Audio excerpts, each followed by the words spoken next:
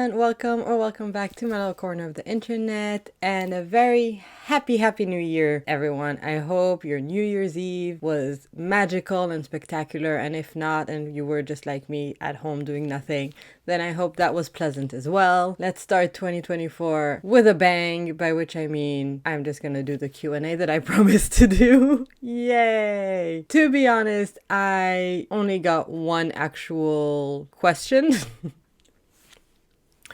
But that's fine. I thought I would take the time to introduce myself properly anyway, and one of the most dedicated subscribers, S. Rudine, basically asked me to do just that, so I'll go ahead and do that. Let's get this party started. First things first, my name is Shira. I mentioned it a couple of times in my videos, but never actually introduced myself, so hi. I am originally from Israel, and I currently live in Japan. I've been in Japan since January 2012, which means I will be celebrating my 12th Japaniversary in a few days, actually. I arrived on January 11th of 2012, so January 11th is my Japaniversary. It's kind of insane. I don't even know how we got here. Been so long, and yet it doesn't feel like that at all. In Japan, I've lived in 3 cities and 3 different prefectures. I lived in Chiba City in Chiba Prefecture. I lived in Yokohama in Kanagawa Prefecture. And now I live in Tokyo, which is in Tokyo. I came here, like the majority of foreigners that come here, as an English teacher, but I no longer do that. The past couple of years, I've been in international sales for a Japanese company. So I work full-time there.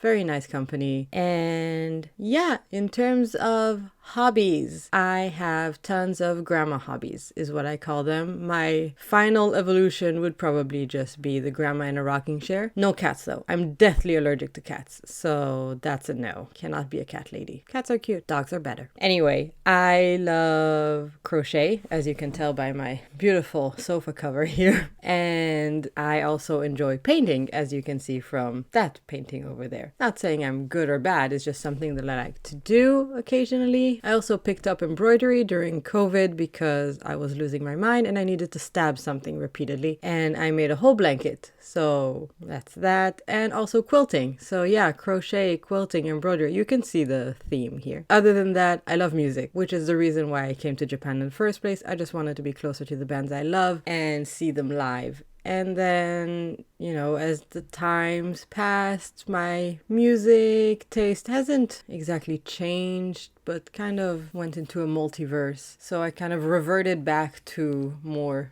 European and American centric music, but I still love my bands and I'm going to see them this year. I have my number 1 band, really, L'Arc-en-Ciel. I'll be seeing them in February, so it's all good. Waiting to see the Summer Sonic lineup. They just announced that it'll take place in August, so that's exciting. Other than that, I'll be seeing a couple more foreign bands. I got Wargasm coming up this month, and then in May, I'm gonna see Beast in Black, which I'm super excited about. So that's my concert lineup. I have a useless degree in English literature and art, but it brought me here, so it's not all that useless. And I can speak English, Hebrew, French, and Japanese. That's just how it is. The French, I lived in France when I was little. And yeah, what else? I think that's about it. So we have one specific question that I mentioned, and it has nothing really to do with my personality or anything. It's from Jeff Harding 2020, and he asked, where did I learn to read kanji? And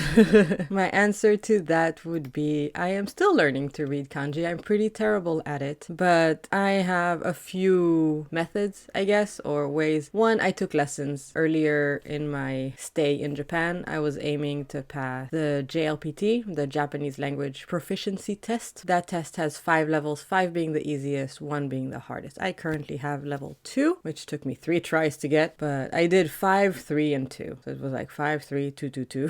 For 5, you don't really need to study that hard. It's like 90 kanji and it's fine. 3, I kind of guessed my way around, and then for 2 I properly took classes, paid a fortune for them, and still failed. And then I just took a break from everything and read Harry Potter in Japanese. Harry Potter in Japanese. This is Philosopher's Stone and this is Chamber of Secrets. And I read them. I did. I decided to go with Harry Potter because it is basically my favorite thing in the entire world, and I know the story, so I wouldn't need to read the book with a dictionary in my hand. I would just kind of figure it out as I go. On top of that, because kanji is difficult for Japanese people too, these are children's books, and children don't know all of the kanji yet. So there is a thing called furigana, and basically the first time, let's see if I can show it to you. The first time a kanji shows up in the book, in the book, they put the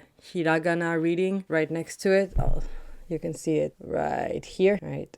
So you have like how to read it, but then the next time it shows up on the page, it doesn't have it anymore. So that's really helpful. I genuinely think that's the reason I passed the third time. Now I'm in my office job, and like I use Japanese daily, but also I am very lazy. So Google Translate is the way I go when it comes to like reading emails and writing them. I just kind of figure it out, which has made me very lazy and complacent and made me forget a lot of the kanji I already knew. So I decided that this year, 2024, will be the year I will take level 1, JLPT N1. So I'm not even aiming to pass it, I just need to do it. That's my goal right now. And so I've gotten back to properly studying, which is where I have 3 apps. Yeah, 3 apps that I'm currently using. The first one is the one that everybody uses. I use Duolingo. It's not the proper pace or organization in terms of JLPT studies, but it's fun, it's easy in terms of like the act of doing it, not necessarily the level of it. And the way that it repeats the vocabulary and the grammar structures is very intuitive. So you don't get an explanation of a rule, you just have the rule appear over and over and over and over again until it kind of becomes natural in your head. Not ideal for tests where you have to kind of know the rule, but it makes it easier to form sentences. So I do think there's a place in the world for Duolingo, especially since recently it's been very into pop culture. So it asked me to translate, "Where are my dragons? Where are my dragons?" And also, "Two queens stand before me." Two queens stand before me. Which was a new thing for me. So that's the first one. The second one I'm using is very JLPT oriented. It's by a Japanese woman. It's called Nihongo no Mori, and it is a paid product, but it's divided into 3 levels of JLPT. Nihongo no Mori is a really, really great app. It is separated by JLPT topics. So it goes by kanji, vocab, grammar, reading, listening, and you just go through it. The problem is that it doesn't give you studying tools. It just gives you the information. You have to do the studying yourself, however you want to do it. They have a textbook, which I did buy, and it is a beast of a textbook. The reason it's such a huge textbook is because unlike regular textbooks that are separated by JLPT topics, so you buy the kanji textbook and then you buy the vocabulary textbook and then you buy the grammar textbook and so on and so on, this one has everything in it. So it's a big boy. This is what it looks like. This is the girl. You can also use it on a desktop, which is nice. There's videos for the kanji. She groups them by similar radicals and gives all of the information is in Japanese. So it's a very, very good, like it has all of the vocab you're ever gonna need for JLPT1, and then there's like tons of exercises and stuff. So I'm happy I bought it, but I'm not anywhere near the level I want to be at before I even start to tackle the book. And yeah, the regular Japanese study books look like this. So this is just vocab, and this one also does like context-based. It asks a question and then gives you similar word, kind of groups them by topic. And then this is the grammar one. Finally, the app that I've been using the most, also paid, is Wanikani. This one is kanji specific. It is honestly the best app I know for studying kanji. It has its issues because it invents meaning to certain aspects of kanji. So it builds on top of itself. So you learn the radicals and then you learn the kanji. And in order to memorize the kanji, it gives you kind of a mnemonic device, I guess is what it's called. So it'll say like the radical for water and the radical they'll call like, I don't know, an old man. I'm just inventing kanji and radicals right now. Oh, the old man is passing through the water, so he is so nervous. I don't know. And that's how it builds, which is great, but it invents its own meanings for the radicals. So if you kind of pause that app and come back to it, remembering what those radicals meant is a struggle. This is what happened to me. I used the app when I was studying for N2, and after I passed N2, I was like, enough of this. I'm never going to need it again. I'm not going to do N1, whatever. And now that I've decided to take N1, I went back to the app, and suddenly I'm like, I don't remember what this is. And it also wants you to be more specific in terms of its meanings of kanjis and vocab. So it takes a while to get back into it. But the reason it is very good, other than the fact that it builds upon itself, is that it uses staggered repetition. So in the beginning, when you don't know a kanji at all, it will show up every hour on the hour. And every time you get it right, it'll show the kanji less. So maybe from 12 times a day, it'll show it to you 6 times a day, and then 3 times a day, and then only once a day, and then only once a week, once a month, once a year, and then it's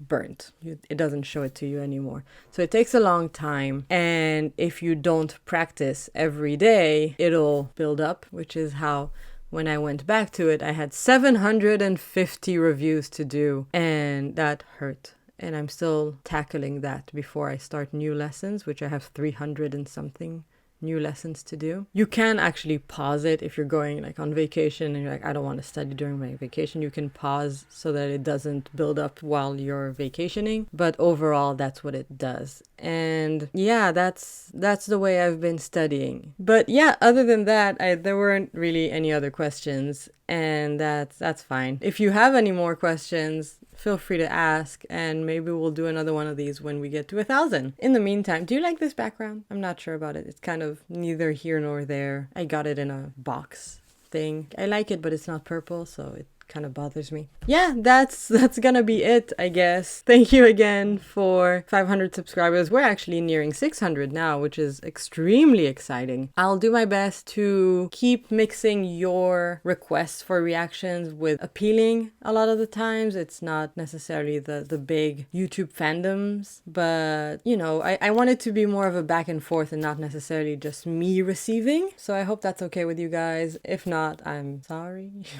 Let's have a very... What am I gonna wish for? I'm gonna wish for a peaceful, safe, uneventful 2024 where nothing happens, which is already a problem because everything's already happening. But that's what I want. I want a very, very boring 2024. I wish that for you as well. Thanks so much for watching. Please like, subscribe. If you haven't subscribed, it's probably like doing a spinny thingy on the subscribe button. So click it so it'll be happy. And I'll see you guys next time. Bye.